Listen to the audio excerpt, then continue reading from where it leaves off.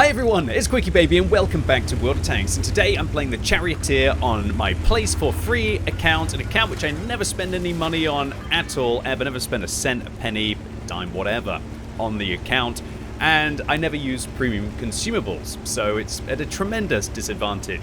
And today I'm playing in the Tier 8 British tank destroyer, the Charioteer, and this is a vehicle that made me incredibly frustrated. It's not because it's not a good tank, however, and I've proven that in the past. On my main account in the Charioteer, I have some of my best statistics overall for my account. I think at one point at least I was in the top 10 players on the European server, at least with regards to the Charioteer. Why? Because it's similar to the Comet, it's similar to the Cromwell. Those two vehicles were always my boy, and I really enjoyed the playstyle of the Charioteer because it's basically slap an awkward turret and a bigger gun on a Cromwell and then make it work. And boy, did I make it work on my main account. It was definitely one of my go-to vehicles. However, I will say that my statistics on my main account in the Charioteer were from when the vehicle used to have 5 degrees of gun depression. Now it's got 10 degrees and it's in a way better state, at least with how flexible it is on a ridgeline. Now, why has this vehicle made me so mad, you might be wondering. You sound like you really like the Charioteer, and on your main account you play it quite well. Sure. When I got onto my free-to-play account, I played this thing without the 105mm gun. I played it with the 20-pounder, and I can tell you, this vehicle with that 20-pounder is not even close to what it becomes when you get the 105mm on this tank. But that's not all. Also, what this tank really showed me is the huge pay-to-win inside World of Tanks when you use a premium consumable. Having 5% view range, having 5% accuracy, 5% aim time, having the additional camo, all of that good stuff really propels an all-round tank like the Charioteer into something outrageous. Now, if you're wondering why I made this push play across, it's because I just thought that this game would be lost if I didn't. We were starting to lose hit points towards the south, and we have a big glut of our hit points up towards the north. You can see the E75 TS is about to die down towards the south, and then once that falls, and the heavy tanks in the middle fall, then my tanks in the middle will fall, and we will lose the game. So I decided that I needed to be the medium tank, apparently, because nobody wanted to push. Now, the Charioteer 4 on my team has made it across. So back to more about why the Charioteer was frustrating me. Just the pay to win, goodness gracious. A vehicle like this scales insanely well with a premium consumable. Premium consumables are so pay to win in World of Tanks that a lot of people think, oh, I'm going to fire no gold and that's free to play. I really don't think so. I think that it would be a lot easier to play this game with a premium consumable and no gold than it actually would be to play without premium consumable, I'm talking about the food, and to have access to premium ammunition. Just my opinion. Because that 5% stats, just you can't make up for them in other areas. And so it's made going on my free-to-play account and playing a vehicle which I thought I was alright in and I absolutely loved, and then found that it suddenly became like a real horror show for me to play. Really painful. This culminated with Omega Rage that you're seeing in here, and maybe that flash of blood where I pushed across was a little bit too aggressive there in a vehicle which doesn't have armor, hit points, and is just a big old squishy target. I'd lost, I think it was 7 games in a row on this day, this fateful day where I was playing the Charioteer. But it looks like I was actually possibly right with my push play across the center. Because if I was still hanging back there, my team wouldn't have got forwards. They wouldn't have had the crossfire down towards the south, and then the enemy team would have continued to just push across, and then eventually get behind us, and if we haven't crossed, then the game is over. Instead, we managed to at least get some spotting against the Conway, start to put some pressure up, and hopefully now, with the crossfire that we can create with the Charioteer 4, now that it's clear the Conway and the Scorpion have decided to move off to try and reinforce the center of the map, we're actually going to be able to develop this game. Alright, so this tank has 105mm with 390 alpha damage, so should be a nice easy kill here on the Ferdinand. Don't want to get caught right now, but oh dear, 308, practically a min roll there on the Ferdinand. and we really need to start getting a little bit more lucky. We're down by a couple of tanks, we're down by 600 hit points, and I just don't want to get caught by this Emil. I want to, well, not the Emil, sorry, the Ferdinand, as my Emil catches the Ferdinand. But just like that, fortune now changes into our team's favor, and we're suddenly starting to look a lot better in this game.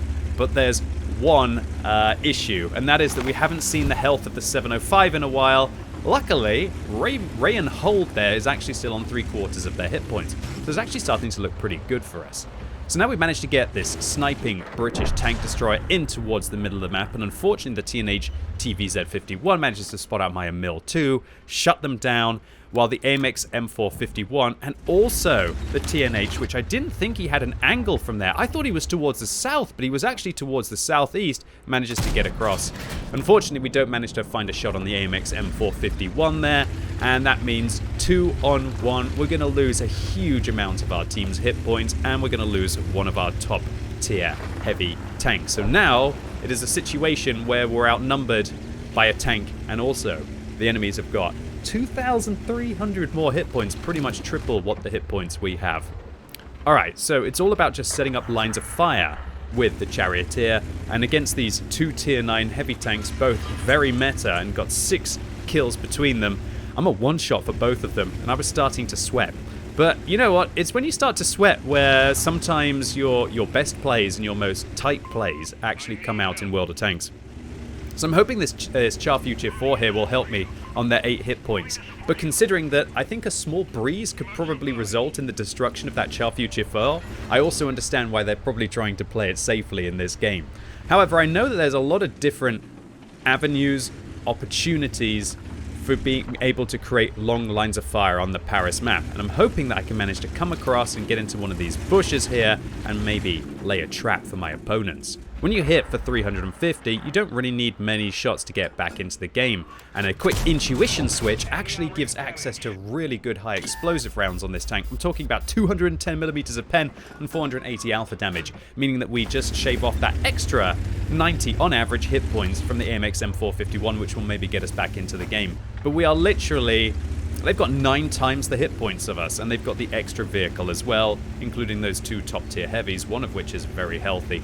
And I was just thinking to myself, not today, World of Tanks. I'm going to do everything that I can. I'm going to sweat my way through this game. I'm not going to give up in this one. The game may have fed me loss after loss after loss, but I'm going to do everything that I can to try and claw my way back into this one. And oh dear, TNH, please don't see me. Please don't see me. He does see me. Please tunnel vision against me. I'm just going to have to fire and hope in this situation, or I'm actually not going to fire a Hesheron blind. But the TNH VZ-51 actually doesn't really react very well there. Maybe they were a little bit panicky about being caught out in the open. And we can see that the TNH is actually going to turn around and start to now advance towards me, or at least that's what it looked like he was doing with the last few seconds. The Charioteer 4 on my team just managing to go Overwatch here, and they managed to shut down the AMX M451, so nice position for them. So my plan in this scenario is to hopefully get the Charioteer 4 into the game. I want to shut down the Scorpion G, and I want to keep moving. Somebody just entered the cap circle and left, so you see that I turned for a moment thinking that I was going to have to defend the cap circle, but that is an awful play by the enemy team because it gives me knowledge. Now it gives me confidence that if I was to find the Scorpion G, I would be in a 1 versus 1 and not a 1 versus 2, at least for now. But that TNH VZ-51 is probably going to be coming after us. So there's the Scorpion G. They're aiming at me, I'm aiming at them. I'm going to decide to move forwards and just take a chancy shot. Duck, weave. Luckily they miss. Now I've got to swing my tank out to the right to be able to give myself enough time to be able to reload in this scenario. And boom, baby, there we go. The Hesh round entering the side of the Tier 8 German tank destroyer, shutting them down. I say thank you to the Charioteer 4 for the nice one that he gave me in chat, and also hoping that he's going to be able to come and help me in this scenario. And now it is a 2 versus 1 against a Tier 9 Czechoslovakian heavy tank, and somehow I get outspotted.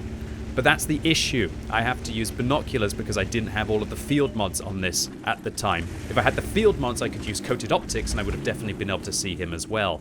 So the TNH VZ-51 coming straight towards me. The Charioteer 4 puts a round into the backhand.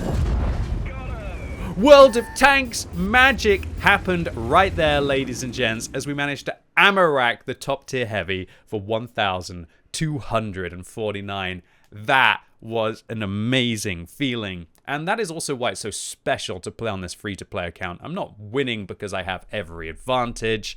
Sometimes we have to just use raw force of will to be able to get through this game. And this one, to stop that 8-game loss streak, just felt like magic. But that's not all. How about some more Charioteer free-to-play goodness? This time, yeah, a bit of a tricky matchup. They've got a Chieftain at tier 10 on the enemy team, as well as a T110 E3. If I was to look at this game, I would think, yo, it's pretty much over. We've got a glass cannon TD. They've got a big, heavy assault TD. We're playing on Himmelsdorf. I'm a tier 8 tank in a tier 10 world. What can I do? Well, I decided to load a Hesh round and get ready, expecting to be able to dunk a round into a self-propelled gun that was managing to cross this gap. Whoa, that's not a self-propelled gun. That's actually my bigger brother in the form of the Conway. We get a meaty old 507 damage roll. I did not expect there to be a Borsig there, but this Conway, I don't think they've quite had enough. All right, big bro, well, I'll take 2 swings at you and remove 2/3 of your hit points at the start of the game, with again a nice meaty roll there of 532. I should probably take more Hesh rounds on this tank, but they don't really work out when you're shooting at the well-armored tanks quite like they do. But intuition has definitely revolutionized this tank. So I go up, see if my Sixth Sense goes off. My Sixth Sense doesn't go off, and the Conway seems to just sit there. So I decide, okay, well, how about, yeah, I 3-shot a higher tier tank destroyer at the start of this game. And I think I actually stopped there and just went like, what? Okay, well, it's a freebie for me. And when you think about it, it actually just worked out really well for me. The fact that I had the camo rating, the Conway clearly not taking coated optics on their vehicle, and it doesn't look like their Sixth Sense quite reset. Maybe I do have designated target, I'm not quite sure, but that would be able to help on this tank. And suddenly, like, this game was starting to look like we might actually have a chance in it. Alright, so they've clearly taken the hill. It doesn't look like they've got many tanks down the west, and I know this because I spotted, at least across the gap. But unfortunately, it looks like one artillery has managed to make it towards the A1 area. I didn't think that with the Chieftain up on the hill, that the hill stood much of a chance. So what I'm going to do here is I'm going to try and make a pressure play. I'm going to tell the IS-7 on my team, I'm going to help you. The IS-7 gives me a thumbs up and I give them a thumbs up back. And I've got to get out of harm's way here because there's a Chieftain up on the hill and the last thing that we want to do is to be able to get caught by them. So I'm going to keep Hesh loaded here. I've got 480 Alpha and I'm going to prep an ambush here for the self-propelled gun. And you aren't escaping, which now means that we must know that the Object 261 has been spotted up on the A1 area. A TVP above me. I've still got Hesh loaded here. I wanted it for the side of the E3, but I knew that the TVP was going to reverse and we get to shut them down there. And this Hesh is paying dividends. We either react quick enough to be able to get away from the T103. I'm happy about how I'm playing so far in this round. It's pretty much the perfect game for the Charioteer so far. That's my final Hesh round though, and to keep in mind these do cost 5,000 credits a shot, so definitely not the most free-to-play ammunition selective here, but I felt like every single hit point might count. We actually set the T110E3 on fire there. The T110E3 turns towards me. They're boosting their hit points, so it's going to be hard to be able to take their tracks off, nigh on impossible to take their tracks off. And what am I going to rather get shot by, an E3 for 750 or an E75 for 530? Well, I'll take the E75. The E3 actually misses the opportunity to get me there. I believe they get shot in the butt by the IS-7. And then the IS-7 on my team races down. And I make a terrible play there. I was waiting for the E-75 to fire before I fire, and I wanted to lock down their tracks, but I actually react very poorly and bounce off the E-75's hull. However, I noticed that my friend in the IS-7 is now locked in combat with the E-75, and so I decide, look, I've got the hit points to tank a shot from the E-75, so maybe I can keep my IS-7 alive by doing so, and the last thing that I wanted was to allow the IS-7 to die just for free and let the E-3 shoot him in the butt a few times. Luckily, the E-3 fires, misses the IS-7 or bounces off their armor more likely, and that allows us to finish them off. And then, wow, I just felt like an absolute boss in this game, and also felt some camaraderie with the IS-7 on my team. I can't believe we both managed to get through that one, and we both backed each other up to be able to get through a tricky scenario. And can you believe it? We've changed a game that looked like it was going to be a horrible defeat with a Chieftain up on the hill, who clearly won the hill, and an E3 he would clearly just sit in the banana alleyway there and just completely dominate it, now into a game which looks like it's in our team's favor. So good stuff there. So I trust this IS-7 to finish the Borsig, So instead what I'm going to do is I'm going to set myself up. And you might have noticed that I'm actually using coated optics now and not binoculars. And look how important they are. They allow me to be able to get a shot into the T95 FV4201 there. And it really shows you how important having field mods and having view range to be able to get yourself coated optics rather than have to be static with binoculars is on a tank destroyer. It's a tremendous advantage. And this is one of the advantages that a premium consumable can give you. Because a premium consumable boosts your view range by 5%, it can quite often mean that you either don't have to take coated optics, or you can use coated optics instead of binoculars, which completely transforms how you're able to play tank destroyers. Alright, so at this point of the game, I pressed my N key and I realized, oh my word. Am I trying to do one of the hardest tank destroyer missions in the game where I have to do 5 times my hit points? Okay, well, as long as I put one shot into the Chieftain there, I might actually do TD8, a huge caliber. I have to survive and I have to win to do it with honors, but that's really a secondary objective. Just getting the primary objective done will put me one step towards having the object 260 on this account. 4 kills, 4,800 damage, and just one vehicle between us and an epic victory. So should I go left or should I go right? Well, clearly not left, because I reckon the Chieftain will be aiming down there. By swinging out down the right, it will hopefully allow me to help this WZ-111-5A. Love WarGaming's communication features, one of the best things they've ever done in the game, and I'd love them to extend the feature out. Chieftain fires. I have an opportunity now to come round. Don't quite manage to chance the shot in there. He turns for the WZ-111-5A, and I've got to risk it. I need a shot. I have to go. Looks like he's going to be locked in Mortal Kombat with the 5A here. And as long as I don't low roll, I should be okay here for the damage. And oh dear, it did. It didn't high roll. I still need another 19 damage, boys and girls. And so I'm going to get greedy, get the side of the Chieftain, shoot him in the side. And I thought I was going to die here. But the IS-7 saves me. That absolute hero who we backed each other up earlier on in the battle now saves me once again for the Chieftain. And it really shows you that maybe if I hadn't taken that shot from the E-75, and maybe if he hadn't taken the shot for me, then we might not have been able to get through this one. And this was just another huge, feels-good game. You do not expect to win battles like this when they've got that top-tier Clan Wars reward tank and they've got the better-suited tank destroyer for the map. Nor do you expect to do 5,600 damage in a tier 8 vehicle on a city map in the worst possible matchup. And these were the 2 games where I broke that mental barrier on my free-to-play account. And while I'm not saying that I'm having as good results on my free-to-play account as my main account in one of my favorite tanks on it, which is the Charioteer. My favorite tank on my main account, I'd like to stress. These were 2 real feels-good games. And it shows you that tanks will trigger you. This tank made me very, very mad indeed. It made me mad for different reasons that some tanks will make you mad. This was more that I knew what the tank was capable of, and I felt incapable of myself in the vehicle. And I felt that there were things, pay-to-win aspects, and not having the vehicle completely equipped that were kind of holding me back. And while I can't make up for the pay-to-win aspect, because I'm never going to use premium consumables on this account, as that's what the account is for. It's for testing, is the game playable free-to-play? And I've drawn the line there at the premium consumable usage. But this was definitely still more of a mental barrier. And I'd strongly recommend to all of you that if you find yourself getting angry, look, it happens to everyone. I get furious playing World of Tanks quite often. But please realize it's never going to help. And just being calm, efficient, and ruthless on the battlefield is the only thing that's going to be able to get you where you want. Oh, and also a bit of awesome teamwork with some awesome friends. So our first game was an Ace Tanker 1,468 base experience who made 31,000 credits profit with that beautiful ammorack at the end.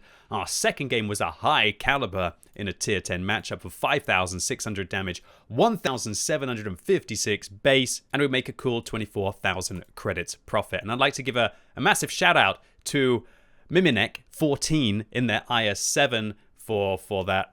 The playing together. And even though it looks like you were struggling with your RNG in that battle, your presence, your tenacity, and your willing to work together and to play for your allies it allowed us to be able to get through that one. So thank you very much to you. Anyway, ladies and gents, boys and girls, that was a story of tilt and frustration with a beautiful ending. I really hope you enjoyed this one, and if you liked the fact it was free-to-play tech tree tanks with no premium consumables playing against higher tier vehicles, definitely give the video a thumbs up for this one. If you hated the video, however, make sure you give it a thumbs down. And let me know in the comments down below if you have any tanks which have tilted you out like the Charioteer has me, and why did it do so? And if you're watching this video as it goes live on Friday, I'm going to be live all day on twitch.tv/QuickyBaby, giving away drops so people can get closer towards their QuickyBaby commander. So hopefully I'll see you live. And as always, thank you so much for watching. You've been epic, and hopefully I'll see you soon.